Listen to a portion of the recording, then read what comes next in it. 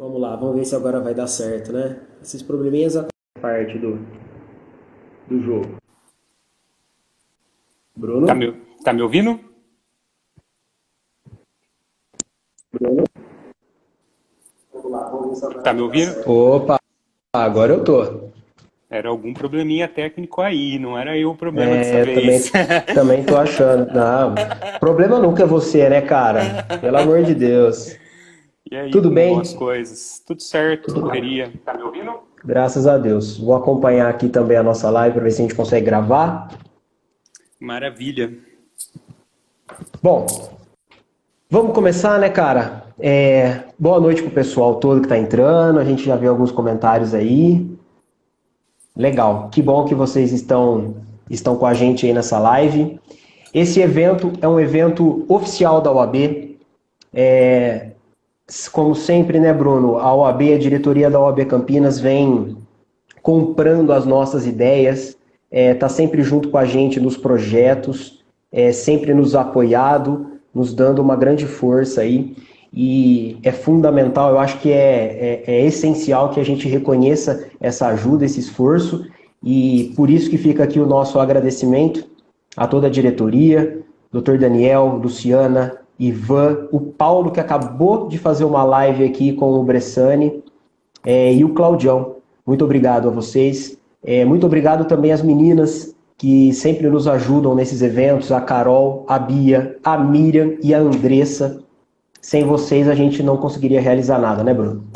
Parabenizo a OAB também por ter tomado uma atitude rápida com relação à problemática que o coronavírus gerou para a gente conseguir fazer eventos, reuniões, palestras. Mal veio essa pandemia e a diretoria, tanto aqui de Campinas, de São Paulo, já estava trabalhando para conseguir viabilizar os eventos. Perfeito, perfeito. A gente vai ter algumas dificuldades, né, Bruno? A gente sabe que a sociedade, nós inclusive, nós não estávamos preparados plenamente para essa mudança toda de paradigma, essa mudança de postura que a gente está tendo agora. Está sendo tudo praticamente virtual, inclusive as palestras, as nossas reuniões da comissão. A gente vai levar um tempinho de adaptação, mas eu acho que é um passo importante, né, Bruno? Principalmente Sim, naquilo que a gente trata na comissão, né? É um passo sim, sim. importante para a gente crescer, evoluir, e nada mais justo do que a gente tentar empenhar o máximo de esforço para dar certo esse tipo de coisa, né? Temos que ver como oportunidade para evoluir, né? Porque se não for dessa Perfeito. forma, já é melhor Não, desistir, perfeito. né? Perfeito. Primeiramente, quero me apresentar.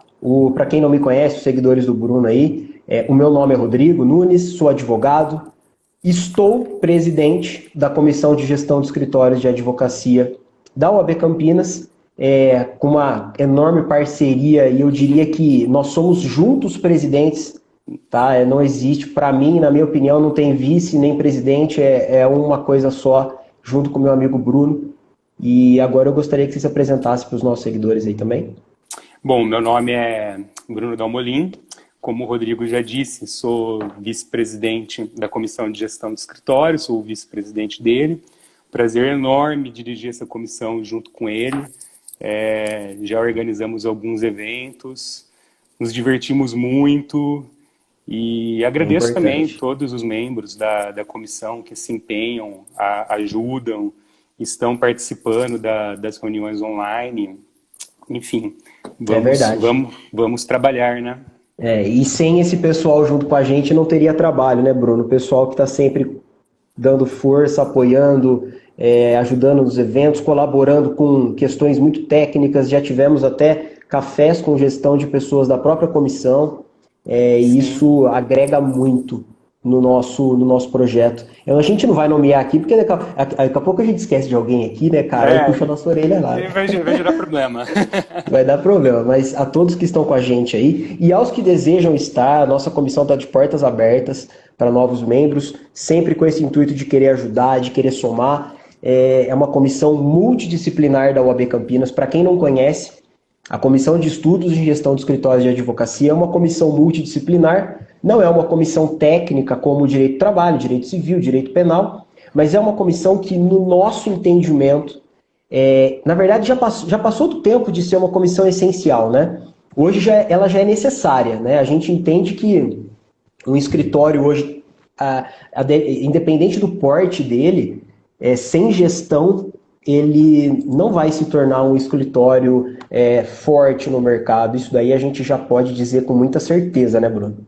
O mercado ele está muito saturado e a advocacia mais moderna não é igual à advocacia, acredito, de 15, 20 anos atrás. Eu acho que a gestão vai passar a ser a diferença do escritório que vai sobreviver e do que vai acabar fechando as portas, exatamente por estar bem saturado já. É verdade, é verdade. E a gente tem tentado mudar esse paradigma, né? Essa ideia de que a advocacia precisa começar a explorar outros setores multidisciplinares, principalmente em relação à sua capacitação técnica naquele nicho de atuação. Sim, E hoje a sim. nossa comissão tenta, ao máximo, levar conteúdo, levar técnica para esses advogados, para essas advogadas, e também para estagiário, estudante de direito que um dia almeja ter o seu escritório de advogar, né? Lembrando que, apesar de toda a paralisação que ocorreu em virtude do coronavírus, enfim, as nossas reuniões não pararam, estamos fazendo reuniões, estamos tratando desse assunto, soluções alternativas para sobreviver durante a crise, estamos trocando experiências. Então, quem quiser participar não precisa esperar as atividades presenciais retornarem, porque nós estamos fazendo tudo de forma virtual, sem problema nenhum. Perfeito. E aproveitando esse ensejo, né, Bruno? O Dr. Daniel entrou aí, um abraço para ele. Abraço, Nosso grande Daniel, presidente da OAB Campinas. Obrigado pelo apoio de sempre, viu, Daniel? E aproveitando, eu queria dar 2 recados. Um eu dou, o outro você dá, combinado? Tá bom. Dia 9/6, a gente já tem uma nova reunião programada. A reunião será pelo aplicativo Zoom. Então a OAB está com uma parceria muito bacana com a Zoom. E nós faremos essa reunião online. Logo mais a gente vai publicar tudo certinho. Mas é uma reunião aberta. Faremos o estudo de caso. É uma reunião aberta que a gente colocou como intuito fazer um estudo de um caso prático dentro daquilo que a nossa comissão propõe, né? Então o tema será funil de vendas na advocacia. Um baita de um tema moderno, né, cara? Bem Antes moderno. A gente falava de funil de vendas para venda de varejo, venda de atacado, né? Vendas pessoais. Agora, funil de venda na advocacia, será que pode? Será que vira? Será que rola? Vamos ver, né? Bom, e aí você tem outro recadinho, né, cara? Outro recado, na verdade, é uma surpresa que a gente conseguiu viabilizar. Eu e o Dr. Rodrigo já estávamos tratando disso desde o ano passado. E nós estávamos com uma data já agendada, acho que era para o dia 24 de março, né, Rodrigo? 24 de março, na OAB. Para promover uma palestra, um evento. Acabou não dando certo por conta de toda a paralisação, mas agora, no dia 27 de maio, às 19 horas, através de uma live no YouTube da OAB Campinas, a gente vai ter a palestra da doutora Rosana com o tema Questões práticas e teóricas da declaração de imposto de renda da advocacia autônoma e escritórios de advocacia. Eu fiquei muito feliz com esse tema, acredito que o Rodrigo também, porque quando a gente estava com a data em março, era a data ideal, porque a entrega da declaração é no final de abril, e a gente estava empolgado, estava conversando, aí no final paralisou, e já fazia um ano que a gente estava querendo colocar essa palestra, a gente falou, nossa, e agora? E no final foi prorrogada a entrega da declaração para o final de junho, e a gente conseguiu viabilizar para fazer de forma online no YouTube. Vai ser uma transmissão bem bacana, bem diferenciada, e a gente aguarda vocês lá, viu? Legal pra caramba, cara. Eu também fiquei muito feliz que deu certo da gente recolocar em pauta essa palestra, um tema excelente, de extrema importância para todos os advogados e advogadas. Ainda é uma questão que poucos conhecem, principalmente as questões práticas, né? Eu, particularmente, conheço muito pouco do sistema da Receita em relação ao imposto de renda. Envolve muito a área da gestão mesmo também, né? Porque a gente vai acabar vendo que com uma gestão financeira eficiente, é super tranquilo fazer a declaração do imposto de renda. O problema é quando você não tem a gestão financeira, porque daí chega na hora de declarar e é aquele auê. Eu já passei por isso já, estudei um pouco sobre o assunto, era por isso que eu queria tanto que acontecesse essa palestra. Quem nunca passou por isso, né, quando começou Quem a nunca, advogar? né, Bruno? É verdade. E essa nossa novidade aí de fazer essa live pelo YouTube é mais uma facilidade, é mais uma aplicação da tecnologia nas palestras da OAB. Então não vai precisar estar colocando link de conferência, ID, não precisa colocar nada disso, senha, nada disso. Sim. É você abrir o canal da OAB Campinas lá no YouTube, OAB Campinas Subseção, colocar no link da live e acompanhar, comentar, fazer pergunta, tudo ali ao vivo, na videoconferência, vai estar super legal, né? Coloquem Isso na aí. agenda, né? Dia 27. 27 Vamos, de 5 vamos às começar a 19 horas. divulgar, acredito que... Vamos começar a divulgar entre hoje e amanhã, né, Rodrigo? Entre hoje e amanhã. Entre hoje e amanhã. E a gente vai lembrando vocês através dos stories. É isso aí. Brunão, vamos lá? Vamos ao que interessa aqui, né? Bom, pensamos em realizar essa live hoje, eu e o Bruno. Primeiro porque entramos numa situação extremamente delicada, tanto no mercado profissional quanto no mercado econômico, uma crise social, sanitária, uma crise econômica, e tem afetado muita gente. E eu acho que a advocacia é o mundo inteiro. E a advocacia é só mais um ramo profissional que foi afetado. E afetado, assim, eu entendo que de forma muito grosseira, né? O que a gente levou em consideração? Tudo que a gente vem desenvolvendo nesses últimos meses de trabalho na comissão, a gente tentou compilar em um roteiro muito prático, muito didático e com dicas mais técnicas, algo mais palpável para o advogado, para a advogada, tentar aplicar isso no seu escritório, seja ele autônomo, seja ele um escritório de pequeno, médio e até o de grande porte. A gente sabe que os escritórios de grande porte hoje já têm uma certa educação financeira, administrativa, já tem um certo equilíbrio de gestão. Ainda falta para alguns advogados ou advogadas essa gestão em escritórios menores. E a nossa ideia aqui é tentar somar o máximo para que esse período pós-crise, pós-pandemia, se torne mais brando para a advocacia tocar o seu barco, né, Brunão? Isso aí, tomara. Tomara, vai acontecer. Pensando nisso, antes de a gente entrar de fato ali nas dicas, eu quero trazer alguns dados. Alguns dados, cara, que essa semana eu fui coletar diretamente no site do CNJ, do Conselho Federal da OAB, no site do STF, e confesso que me assustou um pouquinho. Mas por que me assustou?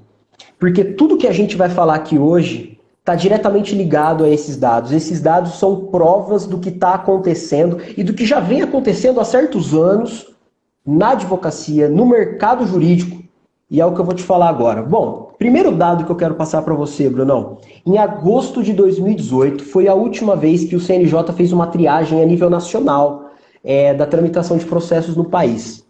Antes disso, pessoal, se a gente acabar passando por alguma pergunta, por algum comentário, a gente tenta responder isso depois nos stories. A gente vai tentar manter a linha de raciocínio aqui para não perder o fio da meada, beleza? E aí depois a gente volta a bater um papo sobre essas perguntas, os questionamentos. É só mandar para mim, para o Bruno, que a gente não vai deixar passar nenhum. Joia? Bom, voltando. Agosto de 2018. Brunão, em agosto de 2018 foram contabilizados 78,6 milhões de processos a nível nacional. Tá? 94% concentrados no primeiro grau de jurisdição, ou seja, na primeira instância, naquelas comarcas de cidades, né? Às vezes tem pessoal que não é da advocacia assistindo, para a gente deixar isso claro. Eu anotei tudo aqui porque, como são números, eu vou pegando aqui no roteiro. No ano de 2013, quando começou a entrar a questão dos processos digitais, o CNJ apurou que no final de 2013 já tinha 30,4% dos processos na forma digital.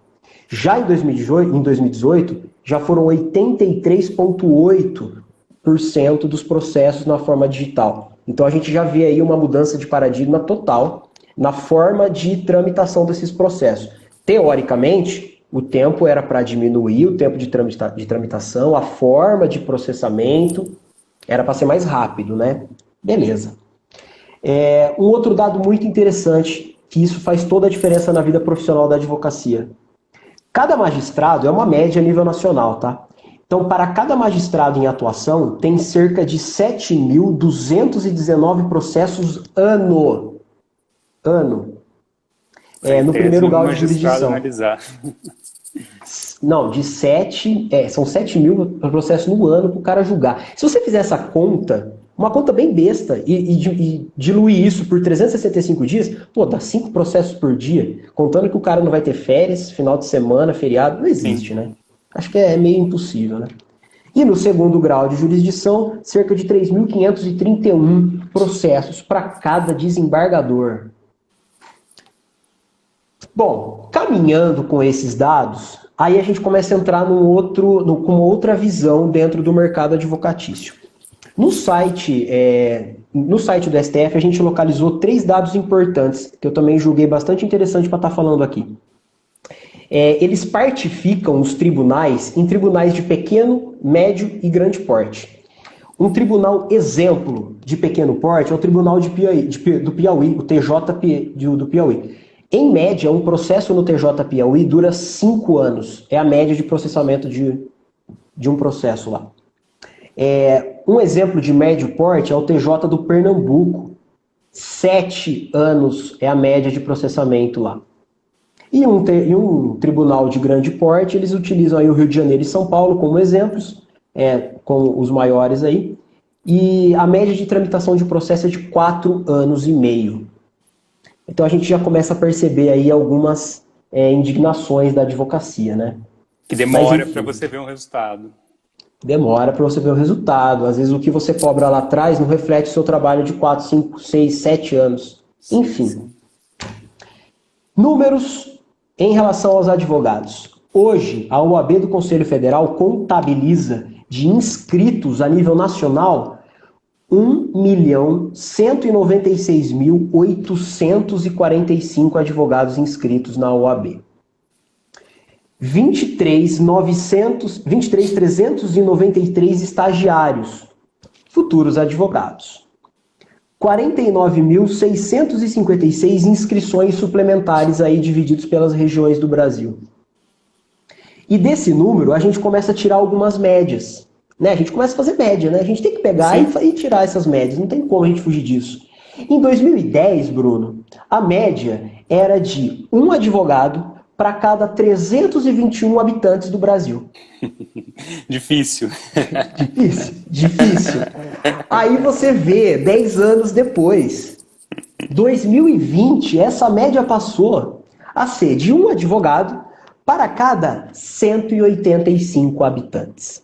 Ou seja, e olha todo mundo conhece um advogado. Não, todo mundo conhece um advogado, né? A gente está falando assim, a nível nacional. Você vai no Amapá, no Tocantins, tem muito mais habitante para menos advogados. No estado de São Paulo é o estado que tem o número maior de inscritos, né? Mas enfim. Aí eu chego lá. No estado de São Paulo, Bruno, a média, pasme, atente-se, é de um advogado para cada 145 habitantes. Nossa. Né? E aí você vem para Campinas, você tem mais de 13 mil advogados inscritos. Se eu estiver errado, alguém me corrija com esse número melhor aí. E aí você começa a assustar. Né? Você começa a assustar e fala, pô, esse mercado está abarrotado de profissional. Esse mercado está complicado. Né? As medidas que o governo vem implementando, o nicho da advocacia, os nichos já estão bem complicados de se atuar. E aí, olhando esses dados, eu começo a enxergar muito mais claramente tudo aquilo que a gente já vem conversando. Sim. O porquê de fazer uma estratégia, um planejamento de carreira na advocacia. E aí eu gostaria que você falasse um pouquinho mais sobre isso. Bom, esses números, de fato, refletem que se o advogado hoje não tiver algum diferencial para atuar, ele vai acabar se complicando. Então, a gente vai demonstrar ao decorrer dessa live que o planejamento estratégico ele acaba ajudando muito nesse sentido. Bom, no que consiste o planejamento estratégico? Ele consiste em você estabelecer um plano para alcançar o seu objetivo final. No caso da advocacia, qual que é o objetivo final? A prospecção do cliente e, consequentemente, o retorno dessa prospecção em honorários, porque de nada adianta você prospectar e você não ter um retorno financeiro. Como que vocês podem pegar e começar a montar um planejamento estratégico? Existe um método geral que aí cada pessoa vai utilizando e modificando conforme a área de atuação e afins, mas basicamente no que consiste. Primeiro, você precisa definir qual que é a sua área de atuação. E definindo qual que é a sua área de atuação, você precisa definir o seu nicho que você vai atuar ou os nichos dentro dessa área.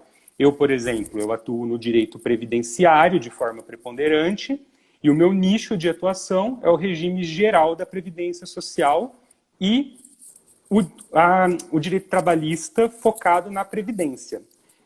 Passado esse ponto de você encontrar a sua área de atuação, os seus nichos, você tem que definir qual que é o seu público-alvo. Porque, dependendo do nicho, você pode ter mais de um público-alvo, você pode trabalhar com pessoas mais humildes, com pessoas mais bem estabelecidas, você tem que decidir isso. E agora, que vai vir um ponto que vai se tornar polêmico, qual seria a localização do seu escritório? Tudo quanto é palestra de gestão que eu já assisti, sempre se falou muito da localização. Como que fica isso agora? Porque, diante dessa pandemia, tem muito cenário que está virando. Tem muita coisa, tem muitos negócios que passaram a atender de forma exclusivamente digital. E eu acredito hoje que, dependendo do seu público-alvo, acho que o Rodrigo pode afirmar melhor que eu, mas quem trabalha com direito empresarial, por exemplo, acho que vai passar mais a fazer o atendimento dessa forma. Superado isso, o penúltimo ponto agora, na verdade, seria quais as atitudes que eu vou tomar para conseguir prospectar esse cliente? O que eu vou fazer? Eu vou fazer ação em mídia social? Eu vou fazer parcerias?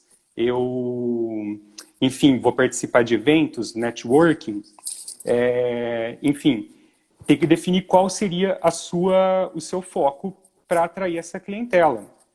No meu caso mesmo, eu utilizei de muito tempo atrás, não, há 3 anos atrás, como é difícil você iniciar na advocacia com a clientela, eu comecei a fazer muitas parcerias com outros advogados.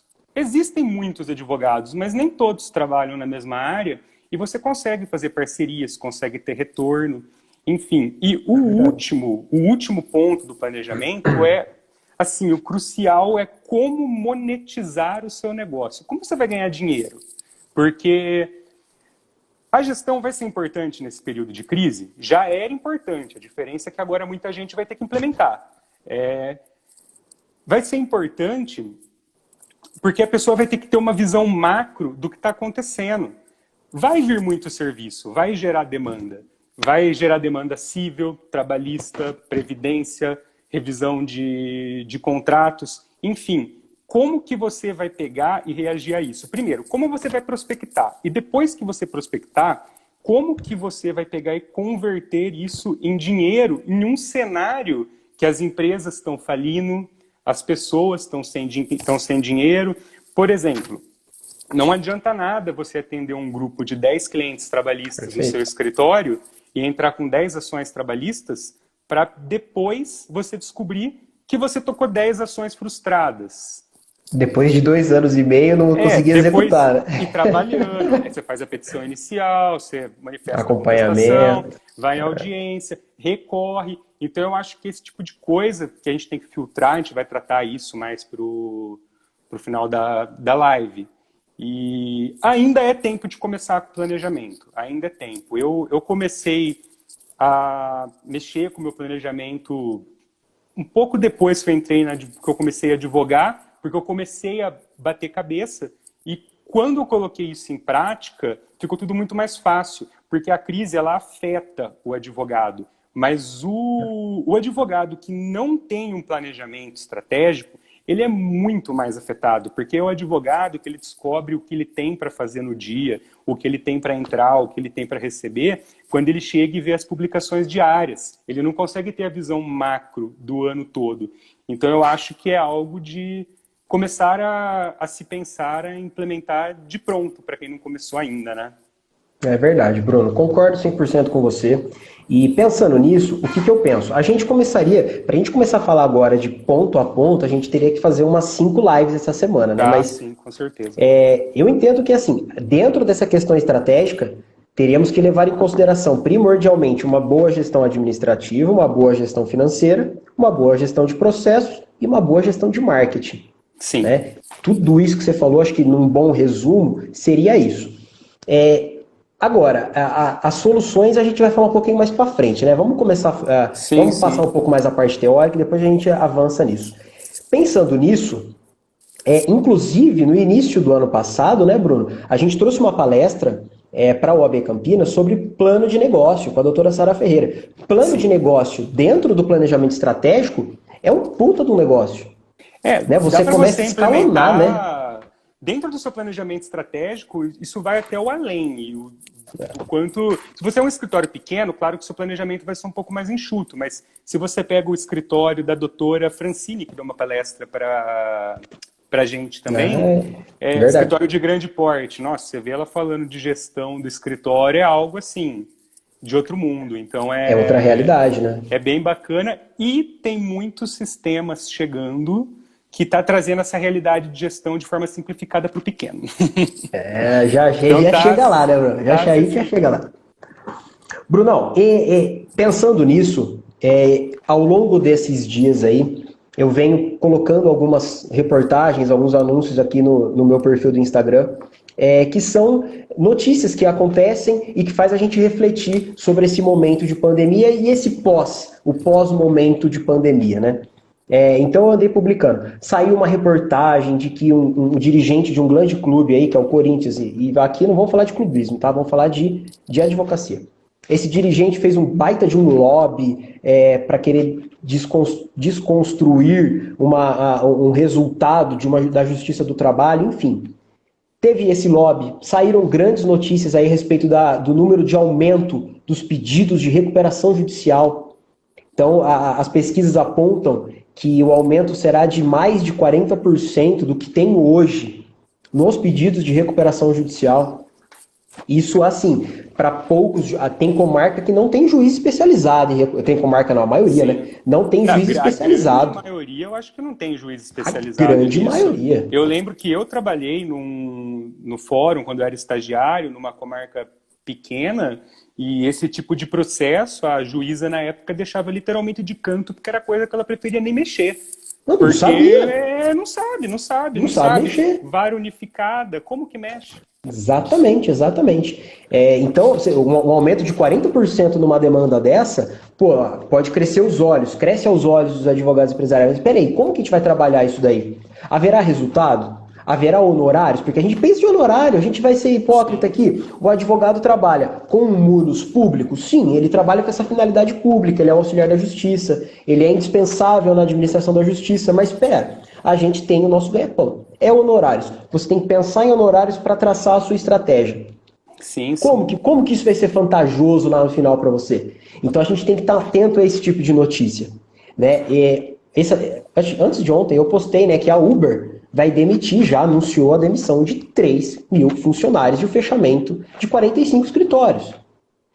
Cara, é muita coisa. E não é só a Uber. Eu vi que a Costelaria Fogo de Chão também, eu não lembro o número exato, mas é um absurdo também o que demitiram já e vão demitir mais ainda.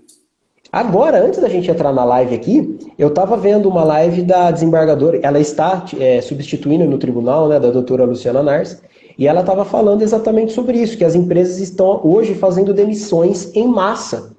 E o Ministério Público do Trabalho está caindo em cima, mas até que ponto isso é efetivo? Né? E aí, pensando na nossa live aqui, até que ponto é interessante você pegar ali, então uma empresa foi e demitiu 100 funcionários, você vai pegar esses 100 funcionários, atender esses 100 funcionários e entrar com 100 reclamatórias trabalhistas.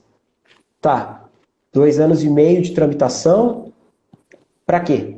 Qual que é o seu planejamento? Você pensou lá atrás como que você vai executar isso lá na frente?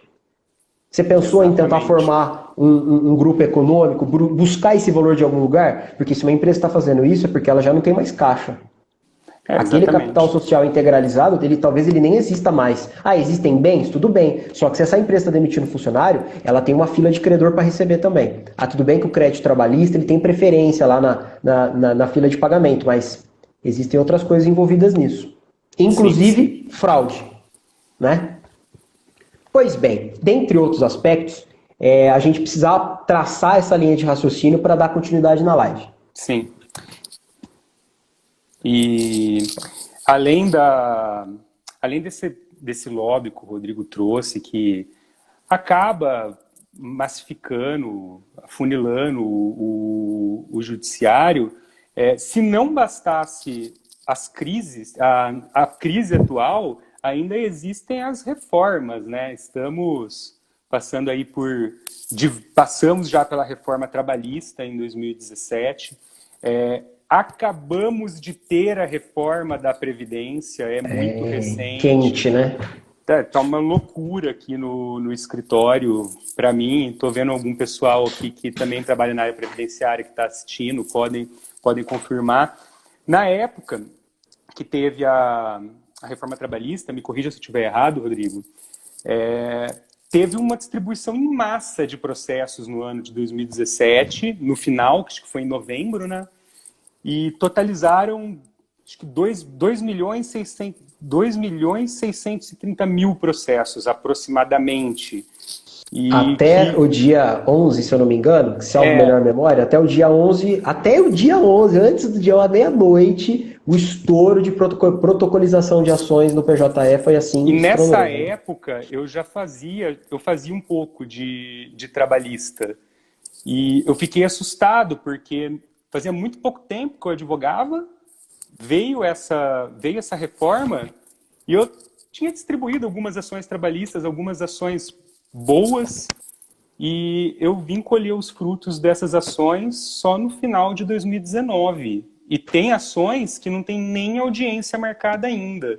E foi essa situação da reforma trabalhista que me fez pensar muito em qual seria o meu nicho de atuação, o que eu ia fazer da minha vida na advocacia. Porque bem no momento que eu peguei a minha OAB na mão, o retorno financeiro na área trabalhista ficou totalmente limitado. Defasou. E aí veio a oportunidade de eu trabalhar no direito previdenciário. E você abraçou. Não, abracei, achei legal. E no previdenciário você acaba colhendo os frutos do que você faz no resultado um pouco antes do que na trabalhista. Um procedimento administrativo vai variar aí entre 4 meses e 1 ano, mais ou menos. E eu estava super feliz, fiz pós em previdenciário, fiz curso de especialização e falei, nossa, agora vai dar certo, e começaram a falar de reforma da Previdência. Eu falei, nossa, assustou, de novo, né, cara? E quando aconteceu isso, eu já comecei a pensar na hora. Eu falei, bom, ou eu vou mudar de ramo de novo, porque vai demorar muito para sair resultado das minhas coisas previdenciárias, ou eu vou ter que pegar e dar um jeito de monetizar isso agora. E aí eu comecei a pensar como eu poderia fazer para estar ganhando dinheiro antes de entrar com os procedimentos administrativos ou judiciais, porque eu sabia que ia demorar. E a praxe do mercado previdenciário é não cobrar para entrar com ação, não cobrar para entrar com procedimento administrativo. Normalmente é feito tudo no resultado. E eu vi que tinha uma carência muito grande de profissionais especializados em cálculo previdenciário, que faz uma diferença muito grande no benefício. E aí eu estudei muito cálculo previdenciário e comecei a vender isso no meu escritório, o planejamento previdenciário. Os clientes gostaram, porque dá para ter uma visão melhor do que vai ser a sua aposentadoria, dá para encaixar situações melhores. E eu estou conseguindo superar essa reforma da Previdência tomando esse tipo de atitude. Porque se eu ficasse esperando essa reforma também, poderia ser que não chegava até o final do ano, somando ao coronavírus agora. Mas isso aí, Bruno. Esse é um exemplo de estratégia de mercado pensando nos honorários. Perfeito. É isso que a gente tem que fazer. E para a gente poder ser pontual numa questão que eu queria citar, eu não quero que as pessoas entendam que assim, nós estamos dizendo que a advocacia não tem mais mercado. Não, são mudanças constantes aí ao longo do tempo. Então, antigamente, para você fazer um divórcio, você tinha que procurar um advogado. Hoje você tem o Sejusc, você tem cartório, você tem câmaras de mediação. Então, as pessoas tem a consciência de que o advogado, uma advogada vai auxiliar muito melhor que esses setores? Sem dúvida nenhuma. Sim. Disso eu não tenho dúvida. Agora, a gente não pode esquecer que existem outros canais que facilitaram o acesso do cidadão antes de chegar no advogado. E como que a gente vai lidar com isso? E isso é importante a gente entender para entender a importância da estratégia. Aproveitando o momento aqui, quero agradecer também a presença do doutor André Amin, doutora Viviane Matavelli, que está acompanhando a gente, presidente da subseção de Indaiatuba, uma grande amiga, e os demais colegas que estão comentando aí, gente. Muito obrigado. Brunão, você chegou a ver algum projeto de lei novo aí que está chegando? Sim, sim. Na verdade, eu achei 2 projetos de leis aqui que eu achei bem interessantes. Um, inclusive, achei ontem, né, que eu estava dando uma pesquisada e fiquei admirado, que é o PL 6204 de 2019, que disciplina a execução extrajudicial civil para a cobrança de títulos executivos judiciais e extrajudiciais a tabelião de protestos. Tabelião. É uma situação similar de quando implementaram para fazer divórcio, inventário e afins em cartório. Nesse caso desse projeto de lei, a pessoa vai ter que ser assistida por um advogado. Eu não consegui entender direito na minha cabeça como isso vai funcionar, porque tem certo tipo de coisa, você pede a penhora de uma casa, aí a pessoa alega que é bem de família. Quem que vai analisar isso? De acordo do que eu vi no projeto de lei, vai ter um juiz que ele vai sanar dúvidas. Não é uma questão de dúvida, é uma questão delicada de decisão. Apesar de ser um jeito mais eficiente para que seja cobrado uma dívida, isso me preocupa, porque eu acho que vai acontecer igual já acontece nos cartórios em que se fazem divórcios, inventários.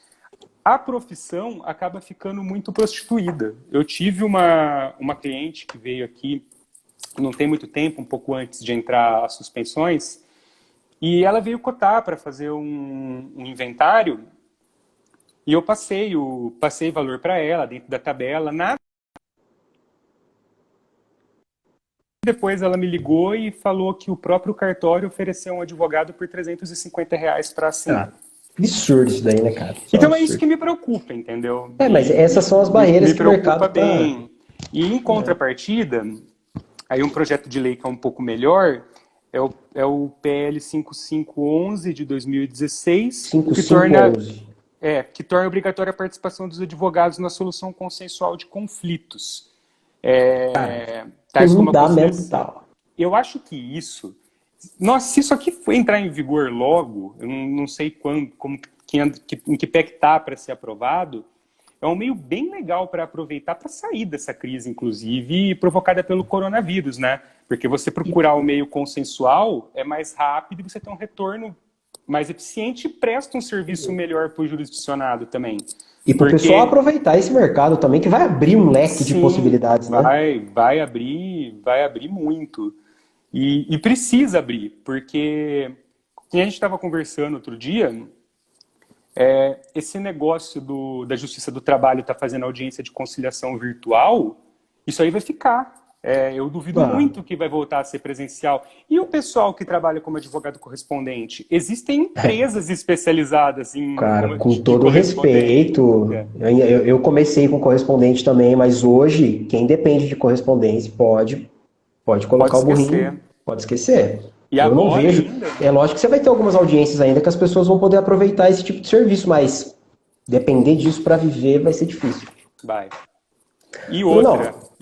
Pode continuar. Não? Pode finalizar. Não, eu ia colocar que se fosse ficar as audiências no fórum mesmo, ia ser mais a parte da audiência de instrução mesmo, que eu nem concordo que seja digital. Mas, enfim, é o que você falou, vai ser complicado. Eu também não. Já deixo minha opinião aqui, una instrução, qualquer tipo de oitiva de parte, cara, para mim não serve audiência virtual. Conciliação inicial, eu tô pensando ainda, mas conciliação pré-processual, para mim, tranquilo. Eu acho que é uma iniciativa excelente. Sim. Mas as outras, eu não... Mas a gente faz uma outra live depois para falar disso, né? Sim. Cara, para a gente poder usar o tempo e tentar passar o máximo de conteúdo, vamos passar para um próximo tópico aqui. Você tem algumas dicas de aplicativos, de tecnologias que o advogado pode estar utilizando para facilitar a vida de trabalho dele? Ah, eu sou suspeito para falar desse tipo de coisa que eu contrato tudo quanto é aplicativo, sistema Tem que que usar, venha mano. para Tá certo. ajudar. Eu gosto muito. Hoje em dia, para começar, né, ter os aplicativos gratuitos, que você pode, se a gente for falar em prospecção de cliente para divulgar conteúdo, Instagram, Facebook, YouTube, isso está muito em alta e não custa nada e gera uma prospecção de clientes bem feito, né? E aí o pessoal pega e comenta, ah, mas eu vou ter que Show. produzir meu conteúdo para pegar e divulgar nas redes sociais? Sim, vai. Tem um aplicativo que chama Canva, né, Rodrigo? E a gente Canva, muito usa. bem. Eu utilizo É, bastante. eu e o Rodrigo, quando conhecemos esse aplicativo, foi num dia que a gente precisava fazer algum card, alguma coisa, e acho que em meia hora a gente aprendeu a usar e conseguiu desenvolver. Então acho que Exatamente. qualquer um consegue. E são muitos, se eu ficar falando de aplicativo aqui, são demais. Só que, por exemplo, quem trabalha com cálculo, se otimiza muito o seu trabalho se você tiver sistemas, bons sistemas de gestão de escritório. Eu particularmente uso um sistema aqui que ele faz toda a gestão para mim. É que eu trabalho sozinho, senão ele faria até a gestão dos funcionários, faz gestão financeira, faz gestão de andamento processual, prazo, e é bem bacana. O que eu uso é o Astreia, mas eu sei que tem outros bem É, similares. essa questão do, eu estou tentando achar aqui, eu estou me desvencilhando um pouco, estou tentando achar aqui o artigo do Código de Ética que diz a respeito da publicidade de conteúdo. Né? Nós, advogados, para quem ainda não sabe, vamos buscar essa informação, mas o Código de Ética da Advocacia, ele estabelece algumas limitações para a Sim, publicidade. Eu sim. achei aqui, ó, artigo 39 do novo Código de Ética, tá? Para quem não sabe, dá uma lidinha na lei, o 39 e os seguintes versam sobre essa questão da publicidade informativa para a advocacia. Então é permitido sim. O que deve haver é moderação e essa questão da captação exagerada de clientela. Isso daí a gente tem que dar uma contida. Mas em termos de aplicativo, Brunão, existem vários aplicativos na Play Store, na internet, que você vai trabalhar questões de marketing visual, questões de gestão financeira e administrativa, como agendas, sistemas de gestão financeira, onde você lança cálculos, lança suas despesas, despesas fixas, variáveis, Sim. fixas barra variáveis. Tem vários aplicativos que você vai conseguir identificar e fazer essa gestão. A gente pode até, numa segunda ocasião, passar isso aqui nos perfis, né, Bruno? Não, Uma falar, listinha de aplicativos bacana. dá para falar só disso. Dá É para muito falar só bacana. disso. Tem muita coisa legal. E aí eu queria puxar já essa parte, comentar. Eu queria puxar já essa parte para falar um pouquinho do que eu acho hoje fundamental, é um ponto crucial na estratégia da advocacia, que é o marketing jurídico.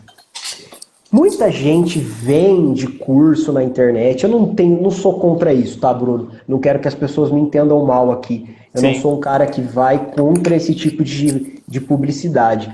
Mas tem muita gente que vende como ganhar 300 mil em um mês, como chegar a atingir 50 clientes novos por mês. Ah, não existe mágica.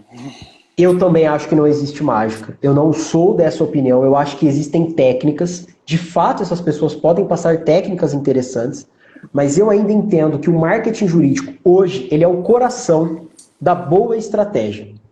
E pensando nisso, tem um professor que eu acompanhei há um certo tempo e ele passou um método que eu nunca esqueci. E eu assimilo esse método de entendimento do marketing jurídico. Até hoje eu acredito nesse método e eu aplico ele. Eu não vou falar aqui de como você vai fazer esse marketing jurídico. Como você vai fazer isso, a gente pode falar no outro dia. Mas para você fazer este marketing jurídico, existe uma coisa que se chama-se a estratégia dos 4 P's. Quais são esses 4 P's? Preço, produto, praça e promoção. Esses 4 P's, você identificando a forma de atuação dentro desses 4 P's, como você vai precificar, em que praça você vai atuar, como você vai fazer a promoção desse produto e qual é o produto que você vai vender. Você sabendo identificar todos esses critérios, você consegue estabelecer uma ação de marketing dentro do Código de Ética da Advocacia e uma ação de marketing eficiente. Ao meu ponto de vista, hoje o marketing jurídico é algo que não é mais uma opção para a advocacia, é uma obrigação. É tanto uma obrigação que eu pedi autorização para essa pessoa, para dar ele de exemplo aqui, ele me autorizou, eu tenho por escrito, hein? Não dá para depois me confrontar. O nosso amigo Paulo Braga, secretário-geral da OAB Campinas, um cara que já tem o seu renome estabelecido, se eu não me engano, que não me falhe a memória, que eu não passe vergonha aqui, mas dentro do direito administrativo, direito público, professor de direito constitucional, simplesmente ele começou agora, cara, a fazer vídeos topíssimos de marketing, né? Vídeos informativos, de cunho informativo. E tá show de bola. Então, você vê, uma pessoa que já tem já é estabelecido no mercado jurídico, e está entrando nessa de fazer marketing jurídico. E tá certo. Tá corretíssimo. Para se manter nas tendências se manter no mercado. Atuais, né? Exatamente. Então, é só um exemplo que eu passo, um exemplo positivo, bem feito. E, cara, existem várias formas de você fazer até esse marketing jurídico de forma caseira, de uma forma não tão profissional, mas que te traga resultado, que é isso que importa. Não só resultado, mas constrói a sua autoridade dentro das redes sociais, por exemplo. Porque Perfeito. Já aconteceu comigo várias vezes. O cliente, ele vem para uma consulta, de praxe já deve ter pesquisado o meu nome, deve ter entrado no Instagram, no Facebook. Aí ele fala, nossa, mas você participa de eventos, você está direto na OAB, enfim, acaba vendo as fotos e ele já te vê com outros olhos já. Porque você construiu sua autoridade na rede social. É uma das técnicas.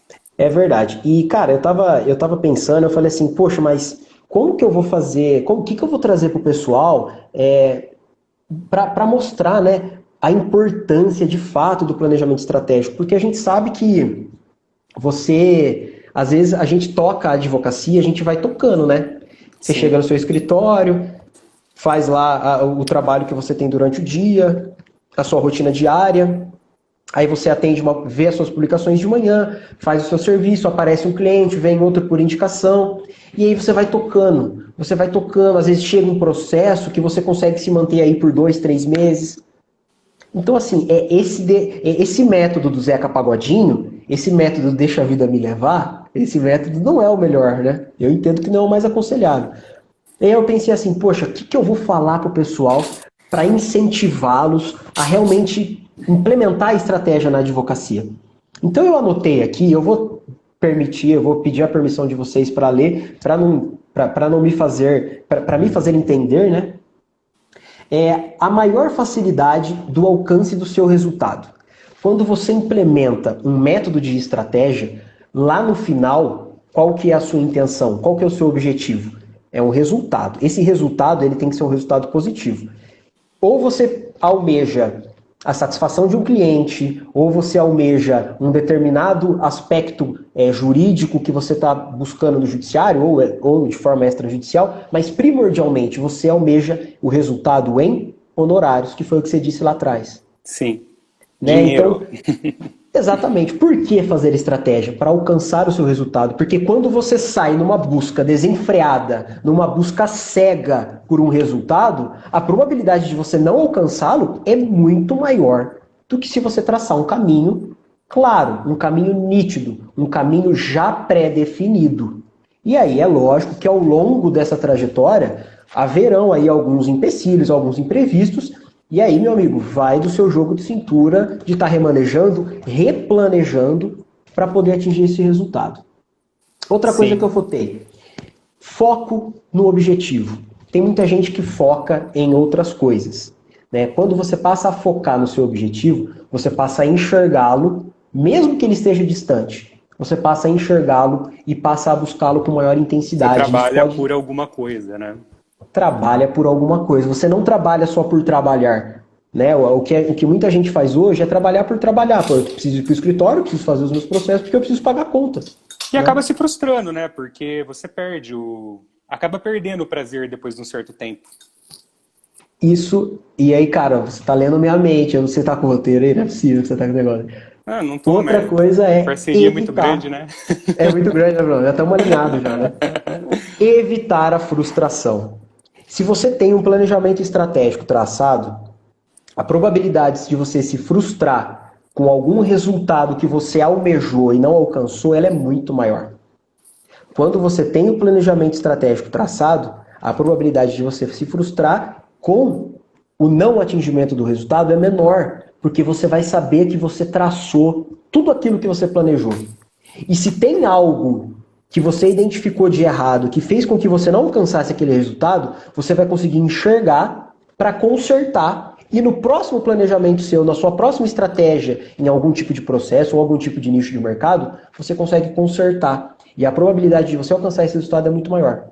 Você concorda comigo que você se frustrar é muito fácil hoje? Ah, puta merda, eu falei um palavrão. Eu acabei investindo tanto no escritório, acabei investindo tanto aqui nesse nicho, nessa atuação, e não atingi. Eu queria ter 10 clientes por mês, eu consegui 3. Pô, você fica frustrado, cara. Sua intensidade, aquele seu ímpeto de trabalhar vai lá para baixo. Mas se você tem o planejamento almejando ter 10 clientes por mês e você está conseguindo 3, pelo menos você sabe aonde você tem que trabalhar para você atingir seu objetivo. Agora, Exatamente. o problema é quando você trabalha sem saber, entendeu? Sem saber. E aí, quando vem uma crise dessa, que tudo para e... Pô, não sei quanto tempo o Brasil vai ficar parado, mas os reflexos no judiciário vão ser bem maiores, vão ser bem mais extensos. Se você trabalha dessa forma, você acaba ficando muito para trás, muito. Tá vendo os comentários aí? O pessoal tá comentando bastante sobre isso. Eu tô vendo. É que tá pequeno pra mim, né? Mas... eu também tenho uma dificuldade imensa de enxergar essas coisas, viu, pessoal? Vocês me desculpem aí se a gente não tá dando muita atenção aos comentários, mas eu tenho uma dificuldade enorme de estar lendo assim de longe. E o bom de ter esse planejamento macro, de você conseguir enxergar, por exemplo, você pega ao longo do ano, você tem 50 ações distribuídas. Você sabe mais ou menos o que é curto prazo, médio prazo, longo prazo. Num período de crise dessa, você pega, por exemplo, as de curto prazo, conversa com o seu cliente e fala, bom, nessas aqui eu vou lá fazer um acordo, nessas aqui eu vou tomar tal atitude, nessas aqui eu vou mandar um e-mail para a vara. Aí você acaba antecipando aquilo, o que está mais fácil. Você está tomando atitude, entendeu? Agora, se você para e fica olhando para a quarentena falando, tô de quarentena e quando voltar eu vejo, você vai acabar se complicando, sem sombra de dúvidas. Bruno, a gente está chegando aqui em alguns minutos do final. Para a gente poder fazer o encerramento, mais uma vez eu repito e eu reforço isso para as pessoas que estão nos assistindo. Para você que não é do ramo da advocacia, para você que não é do mundo jurídico, você precisa entender que também para o seu negócio particular, para a sua empresa, para a sua busca de projeto, a advocacia pode e vai fazer toda a diferença. E aqui eu não estou prospectando o cliente, pelo amor de Deus, a intenção não é essa. A intenção é mostrar a importância do mercado jurídico para o cidadão. E para você que é da área da advocacia, aqui a gente não está fazendo uma live só para advogados, né? A gente, apesar de ser um evento oficial da OAB, a gente está falando para todo mundo aqui. Sim, sim. Para você que é da advocacia, é primordial que você comece a enxergar isso, principalmente no momento em que o mercado vai afunilar. Os profissionais serão peneirados neste mercado. E não acho que eu estou torcendo por isso. Não entenda que é uma torcida. É um vislumbre que eu estou tendo do futuro, diante de tudo aquilo que eu venho acompanhando, que nós estamos acompanhando da realidade. E isso vai acontecer. Esperamos que não. Mas vai acontecer e o mercado vai mudar. A forma de atuação do advogado vai mudar. A forma de atuação da advocacia, em seus mais variados sentidos, ela vai mudar. Então, se as pessoas não começarem a assimilar logo isso, começarem a implementar, nem que for o comecinho, vai ficar para trás. E depois, né, Bruno? Não adianta reclamar, né? Não adianta. E eu acho que a gente está no momento para começar a falar em planejamento. Porque por mais que toda essa crise esteja criando demanda, eu acho que a maior demanda mesmo a gente vai ver mais para o final do ano, que é onde vai vir em efeito cascata os problemas. Perfeito. É uma bola de neve. Se a pessoa começar a pensar agora com o que ela vai trabalhar e como ela vai cobrar, ela vai colher os frutos disso até o final do ano. Só que tem que cobrar para prestar o serviço e não pode ter medo. Eu estava conversando com uma colega esses dias e ela me colocou sobre o valor de consulta e eu falei o quanto eu cobrava. Ela falou, e se o cliente não quiser pagar? Se o cliente não quiser pagar, eu também não vou poder atendê-lo. Mas vai perder o cliente? Vai perder o cliente. Fazer o quê? No meio disso que a gente está passando é a solução. E aí a dica que eu particularmente acabo passando para o pessoal identifique a sua forma de trabalho, identifique qual forma melhor te atende, o público que você atende, façam as devidas análises, tracem esse planejamento estratégico, mesmo que ele não for hoje tão apurado, tão ampliado, mas começa pequenininho. Comece com uma estratégia pequena, para você alcançar, para você não se frustrar tão rápido. Chegue num resultado pequeno. De resultado pequeno em pequeno, você daqui a pouco tem um resultado enorme no seu Sim, escritório. Né? E aí você vai começar a enxergar isso com uma naturalidade. Isso nem vai ser mais uma ferramenta sua, vai ser uma rotina, né, Bruno? sim, sim, E a gente sabe que dá concordo. certo. Sim, Né? Bom, pessoal, a gente está chegando nos finalmente aqui para não perder a live. Eu quero agradecer a participação de todos. Eu peço desculpas novamente por a gente não estar atendendo aí as perguntas, mas é em decorrência mesmo do raciocínio para a gente poder discorrer, passar conteúdo, passar informação. Eu tenho certeza, eu posso falar pelo Bruno também, tanto eu quanto o Bruno estamos à disposição de vocês para responder perguntas, para estar ajudando no que for preciso. A gente não eu vou falar por mim agora, tá, Bruno? Mas eu não sou nenhum expert, eu não estou aqui acima de ninguém, mas a gente tem uma bagagem já, a gente tem um pouco de coisa para ajudar você, a gente tem um conteúdo legal para ajudar. Se vocês tiverem dificuldade em alguma coisa, aqueles advogados que ainda estão naquela coisa de planilha, de Excel, não é que é ruim, mas já não é o ideal. Conta com a aqueles que gente. estão com agenda de papel. Agenda de papel, não pode falar o nome dele, não pode falar o nome dele.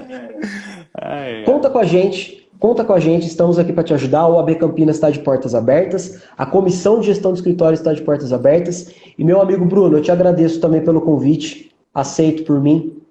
O Também convite feito agradeço. por mim, aceito por você, por estar participando. Além de um grande amigo, é um grande parceiro nessa caminhada.